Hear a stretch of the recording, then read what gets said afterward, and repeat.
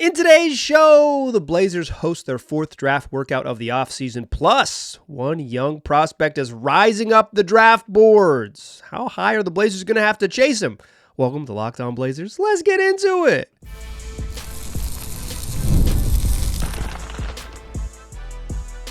You are Locked On Trailblazers, your daily Portland Trailblazers podcast, part of the Locked On Podcast Network.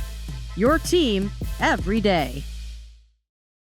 What's up, world? It's your past first point guard and Trailblazers reporter, Mike Richmond. You are listening to another episode of Locked On Blazers, part of the Locked On Podcast Network, available wherever you get podcasts and also on YouTube. Thanks for making the show your first listen, coming at you each and every weekday, Monday through Friday. So make it a part of your daily routine.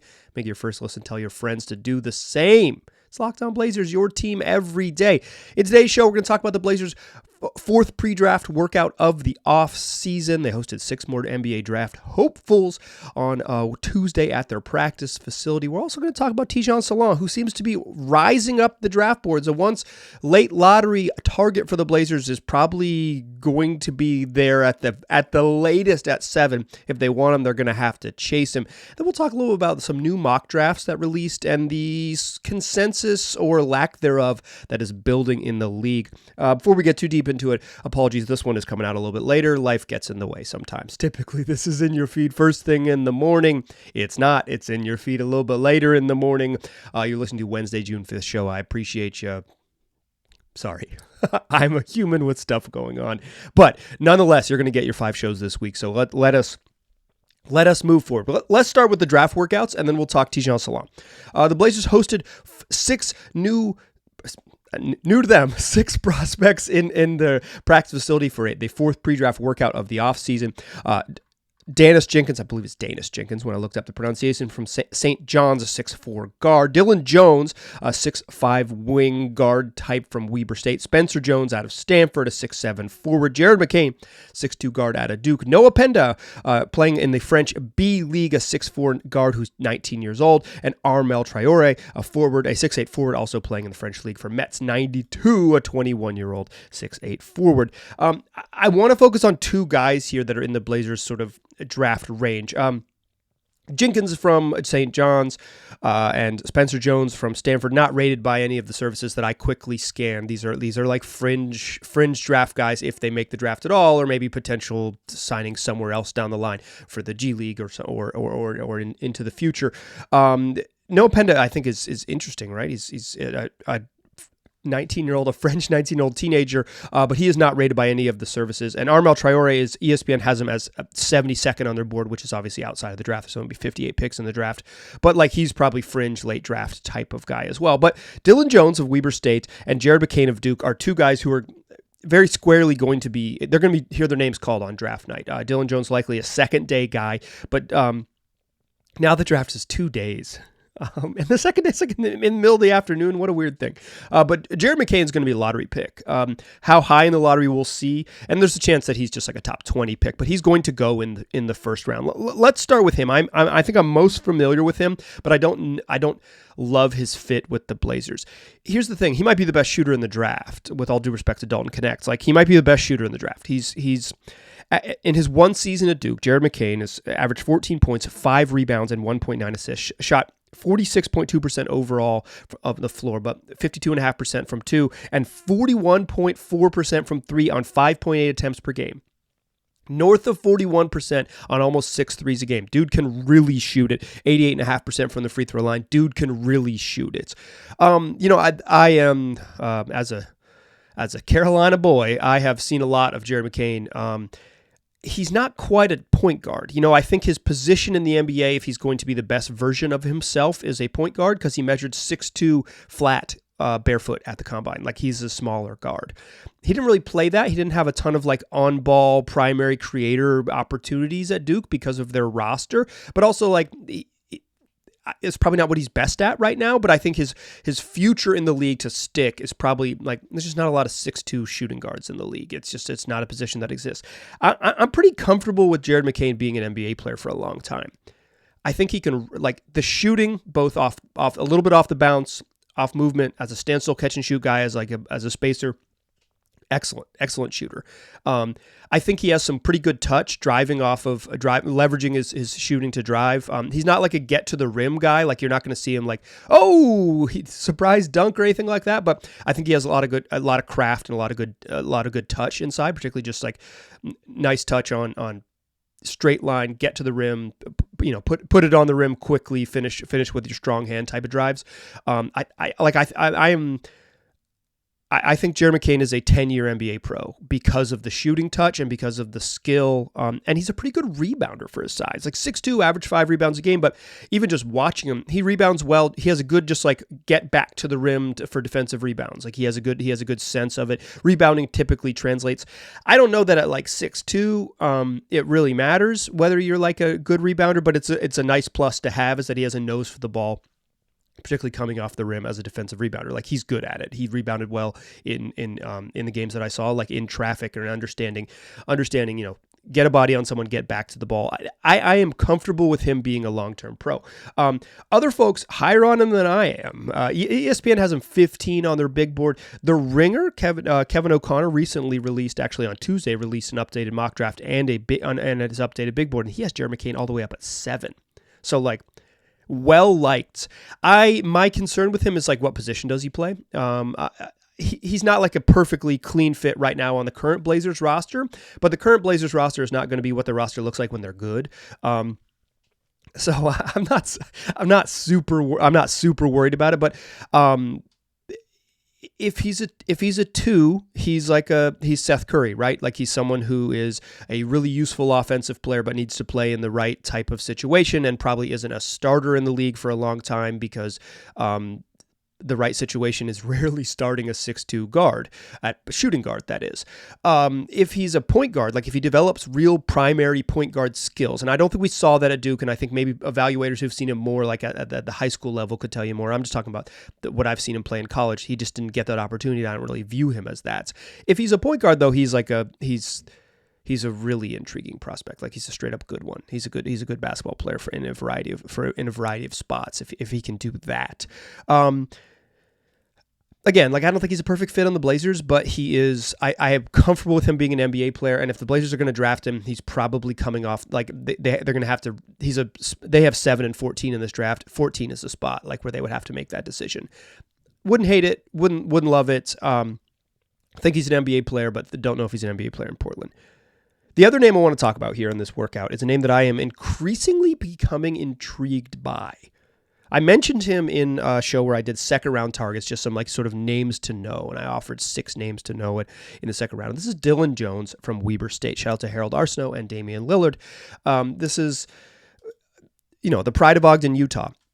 Spent 4 years in the Big Sky. Was a bench player his freshman year, and then he started his final 3 years in college. And his senior year in college, senior at Weber State, he was just freaking great. Like that's the thing. He's 20.8 points, 9.8 boards, 5.2 assists, 2 steals, shot 48.9% from the floor, including 32.4% from 3 and 85.7% from the free throw line. Like, Dillon Jones was hyper productive. The question is, like, can you be if he's not a giant point guard, because he measured 6'4.5" and weighed in like just shy of 240 pounds at the combine. Like he's big, right? He has at 6'4.5", he has a 6'11" wingspan. He's probably not a 1 in that frame, right? That's not a point guard. And if he's like a 2-3. I think when you watch his frame, he looks like totally like an NBA wing, even if he's 6'5", like he's big. As a non-shooter, can you play in a primarily at least off the ball role to begin the to fit in the NBA, as particularly to begin your career? Because maybe you'll earn more on ball reps later in your career as you improve. But can you be an off ball guy and a non-shooter at his sort of size in the league? Maybe. Let's talk more about Dillon Jones and a little about Tidjane Salaun in the second segment. I like Dillon Jones, and he could be a real option at 34. And Salaun, well, the Blazers better get him at 7 if they want him. Let's talk about both those guys in the second segment. Join me there, won't ya? First, though, I want to tell you that today's episode is brought to you by BetterHelp. We're all carrying around different stressors, big or small, whatever they might be, major trauma, or just the trials and tribulations of navigating the world in everyday life. And when we keep those stressors bottled up, it can start to affect us negatively. And therapy is a safe space to get things off your chest. It's to figure out how to work through whatever it is that's weighing you down, whether that's a major trauma in your life or just the routine maintenance you need to be the best version of yourself. What therapy is an opportunity to sharpen the tools to work through your challenges. Talking to a neutral third party, whatever your stressors, big or small, can be incredibly valuable.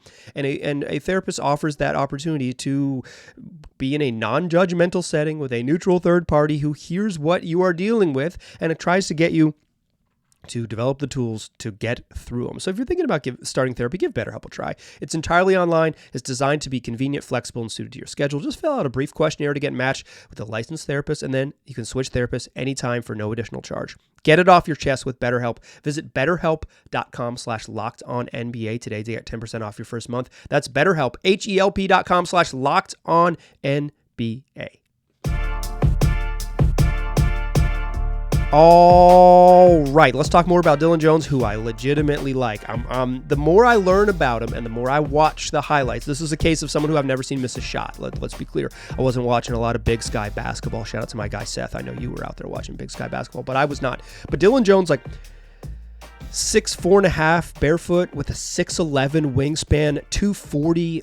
At Weber State, he got to run a lot of primary creation stuff. And I think that helped mitigate some of the shooting concerns, right? Like he's a 32% shooter. His sophomore season, he shot 35% from three, but as a junior, 30%, as a senior, 32%. He's not really a shooter. What he is a big dude who gets to his spots and shoots a lot of good, nice looking floaters.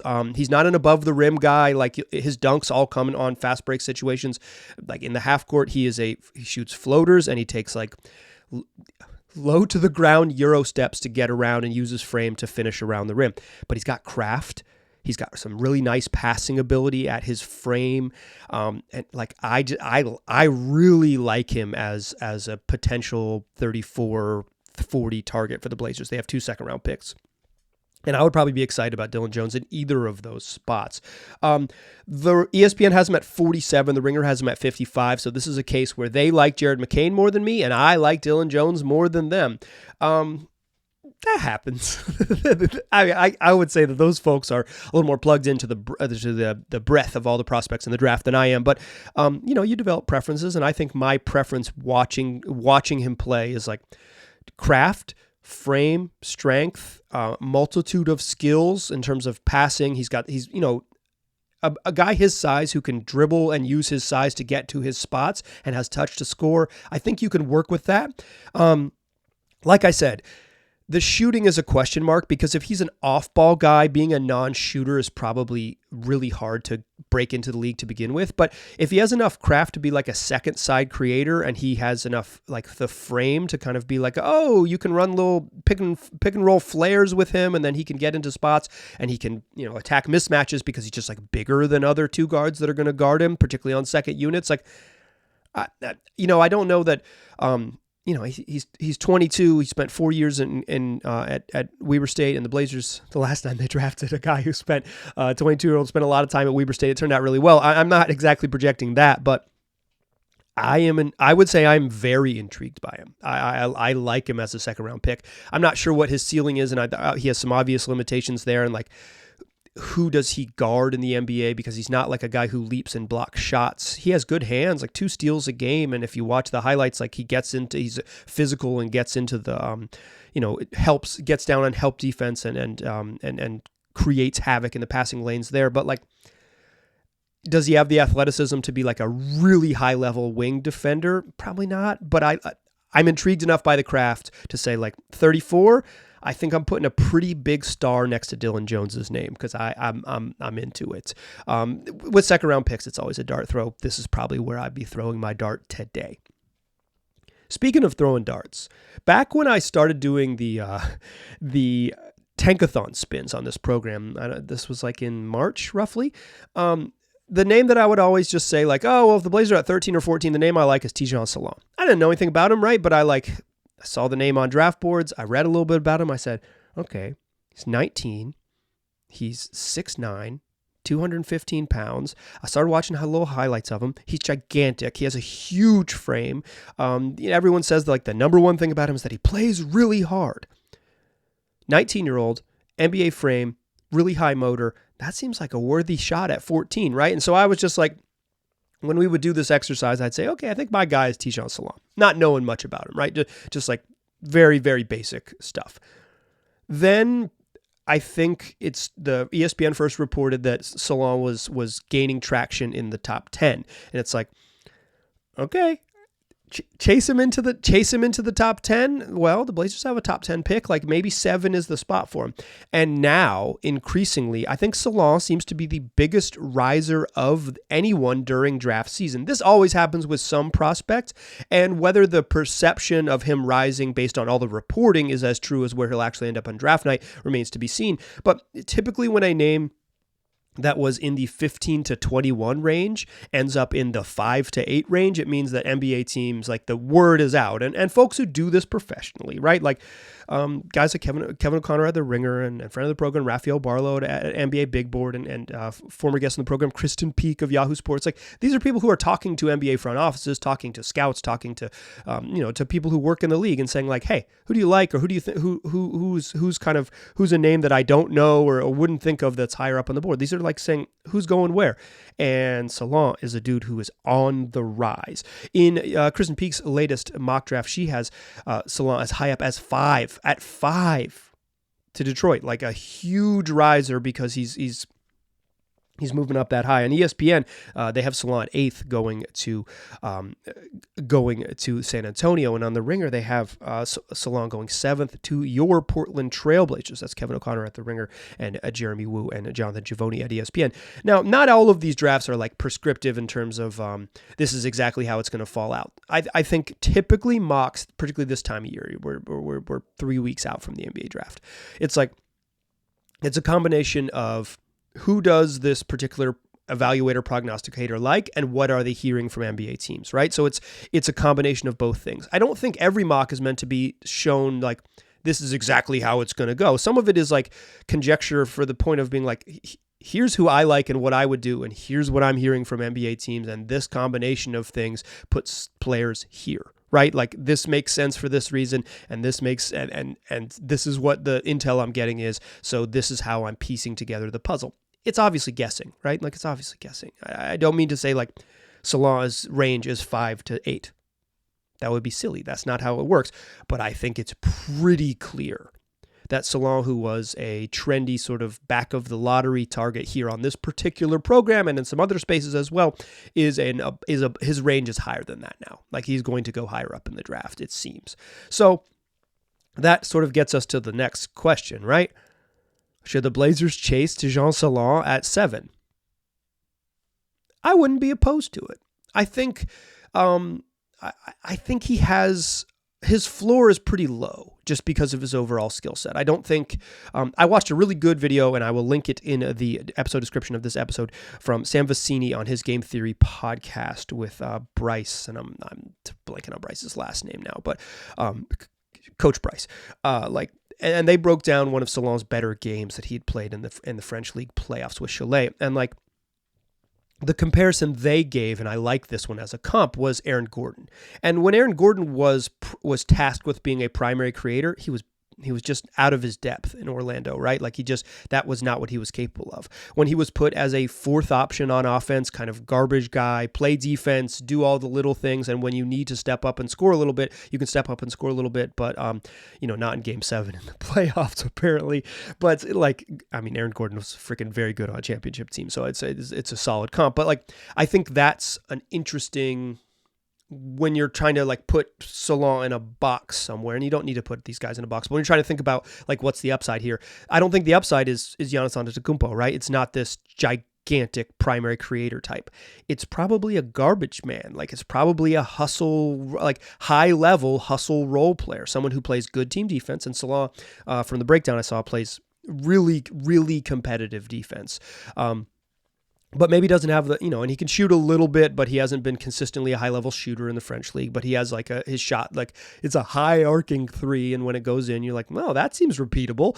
But like, maybe he's a little light on skill and a little light on, he's raw, right? He's got a long way to go, but the motor is there and the want to on defense is there and the frame is there to be an NBA player. And that's kind of what you're projecting. Okay, this person has some tools that are useful. How could these tools be developed into high level skill to make this player an NBA player? And I think that's why Salaun is rising, because the defensive chops and just the shot, the size, the sheer size, as well as the motor, it's like, that's really appealing. And in this particular draft, it's like, well, that might be appealing enough that you rise easily into the top 10. If the Blazers are going to chase Salaun, it's not going to be at 14. It's going to be at 7. And I think that's seems to be one of, at least from the early reporting, one of the biggest risers during the pre-draft process is the young man from Cholet in the French league. Like, what once was a dream at 14 is now like, if he's there on the clock at 7, he's probably not coming back to the Blazers at 14. So if they want him, that's where to go get him. The NBA did their Euro pre-draft camp this week, and a bunch of the European stars said they'll be coming now that's over, coming to the US. So I don't know if Salaun will end up working out in Portland or who might, but some of those top names, I don't think Vecenie will work out for the Blazers because he's not going to want to work out for 7. But like Nikola Topic, and we'll see what he does because he's still recovering from an injury, and Salaun, some other guys coming here like over the next couple of weeks, they will be probably working out for teams, maybe private workouts where there's no individual workouts, but it's a name to know, and Salaun is certainly a name on the rise. So if he does work out for the Blazers, who basically haven't worked anyone out really in the 7 range, all the lottery guys they've worked out are all like 14. I think Jared McCain's like a target at 14. It might be hard for them to get guys in at 7, because maybe the guys in at 7, they believe that they're top 5, so they don't want to work out for 7. If you want to draft me, go ahead and draft me, but I'm not coming into the building, that kind of thing. Speaking of 5 and 7 and who thinks they're going to go where, there seems to be a clear consensus forming at the top 2, and then it is a total wide open field after that. Let's look at some mock drafts and talk about kind of what we know and don't know about the draft so far. Join me in that third segment. That's what we'll do to close the show.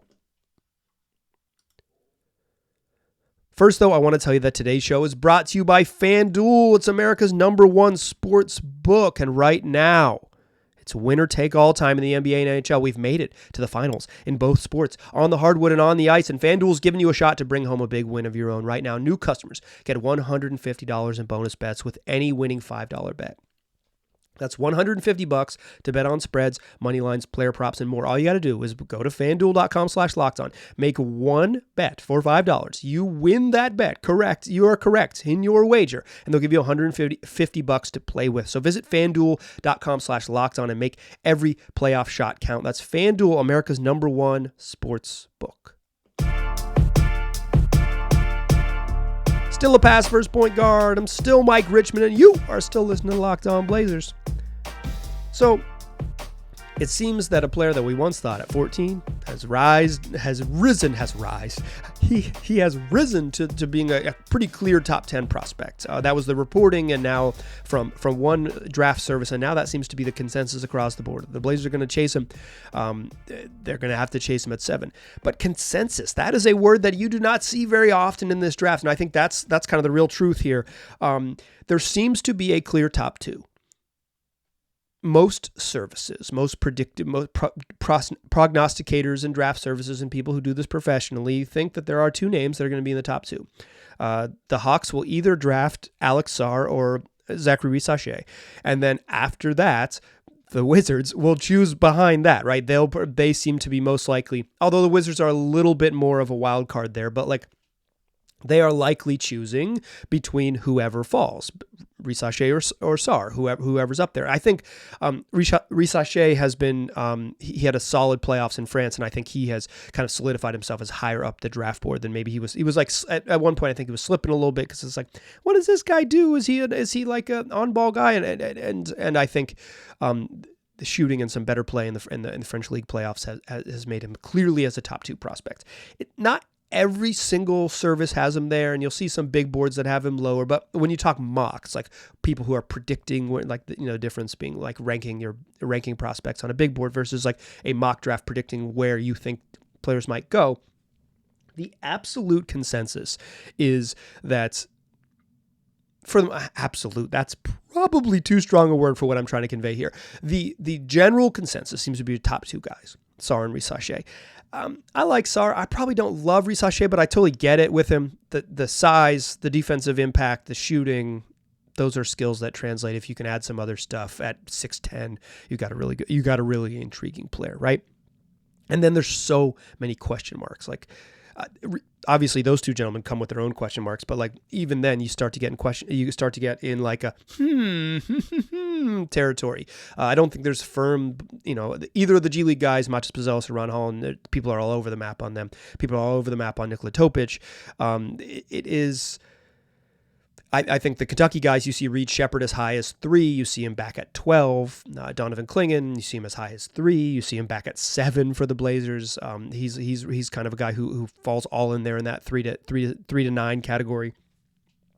There's just no consensus. To wit, a couple of my preferred mock drafters, Raphael Barlow, friend of the program from Locked On NBA Big Board, has a mock draft that he released this week, and he has the Blazers going at 7, taking Ron Holland out of the G League, and at 14, taking Tidjane Salaun out of Cholet.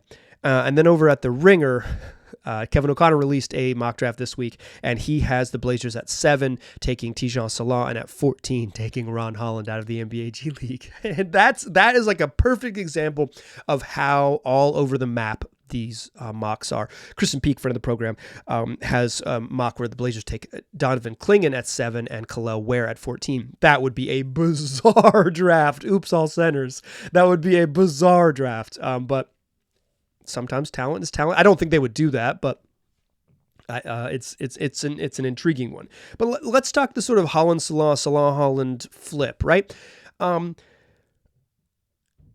If a guy's range is 7 to 14, right? Like, he could go 7. He could go as high. He could drop all the way to 14, or you got to get him at 7. Or if he's not there, there's obviously there's teams like, okay, what is Memphis going to do? They probably want a player who can contribute, right? They're more of like a Dalton Connecty, Donovan Clingan type team, right? Because they don't want a project. They want someone who could play 9 minutes in a playoff game, maybe, because they think they're going to be good. But San Antonio, how good do they want to be? Are they a project team, or are they a team who doesn't want to be patient? Are they those are the picks right behind the Blazers? What do they do with those spots ahead of the Blazers? What does a team like Houston do? Do they trade out of that pick? Do they go with someone who can maybe help in the rotation as just a shooter like Reed Sheppard? Do they go with some depth and Donovan Clingan, or do they say we don't like either of these guys, we would love to get out of 3? Or do they go with a project, right? Because they're okay, we couldn't find a trade spot. Maybe we're a Matas Buzelis type of team, because hey, how many times are we going to draft in the top 3 again? Maybe several. Shout out to Brooklyn. But they're in a spot where they want to be competitive because they don't own their own draft picks. So what is their approach? And I think that has a lot to do with where you see the ranges, right? Is that teams, not every team is the Blazers in this, obviously, but the Blazers have a unique situation where I think they have the luxury of patience, right? They are, they don't need someone who is good right away. They don't even need someone who cracks the rotation right away. They have the luxury of being patient and letting a guy develop and seeing where they fit. And they have a roster that has some balance with young players that need to play, but also some vets. So if you needed guys to learn behind vets, the Blazers can trade or not trade some of those veterans to offer that opportunity to make those moves. But I think the lack of consensus is really intriguing. I don't have necessarily a strong take on what this means for the Blazers, but I think it is. I think it's, two smart people, Kevin O'Connor and Raphael Barlow. Speaking of Raph sent out a tweet earlier this week that said that he had heard from a source that Salaun, no way he goes past 8. 8 would be the San Antonio Spurs. Again, if the Blazers want him, they want him at 7. But it's I wonder, part of me wonders is if you end up with Holland and Salaun, If you end up at 7-14 or 14-7, does it really matter? Absolutely not. But there is some opportunity, like who do you, because the salary slots are a little bit different, and because you're gambling, like if the Blazers are going to make both of those picks, 7 is kind of the guy you really want, and 14 is the guy who, hey, this is where we're at with 14, assuming that they stand still. Speaking of those two guys, just like specifically before we get out of here, I think that would be a fine draft. I don't love Ron Holland, but I am intrigued by him. I think he's a player I'm intrigued by. Some people are lower on him than I am. I kind of think the motor in the defense will be okay. He's not a great fit next to Scoot Henderson specifically because he might be a non-shooter, but I would bank on Ron Holland being an NBA player. Salaun is just so intriguing that I don't know at 7 or 14, but yeah, I want to see what he grows into, so I'd be into it. That's going to do it for today's show. Just some thoughts on sort of the consensus and why, I don't think 3 weeks out we have a good sense of anything after 2. And that puts the Blazers in an awkward spot because it's hard to figure it out. So here's what I'm going to do. I'm going to talk to my friends around the Locked On Podcast Network. I'm going to listen to their shows. I'm going to send some text messages. I'm going to talk to people I know and see if we can get a sense of what other teams might be thinking. And that'll give us, dear listeners, dear Blazer fans and listeners to the program, a better sense of what might happen leading up to the Blazers picks. Because I think with a lack of consensus, maybe like, here are 4 options, here are 4 options, here are 4 options, will give us a better chance of when the Blazers are on the clock, who their 4 options might be. So look for that in probably not tomorrow's show, to be quite honest, but on a show next week. Later this week, Friday's program, Keandre from Hoop Intellect is going to be on the show. You're not going to want to miss that one, is what we do. 5 days a week, wherever you get podcasts. Apologies for this one being a little bit late, but you're still going to get 5 shows this week. Appreciate you rocking with me. Tell your friends about the program. I appreciate you listening. I'll talk to you soon.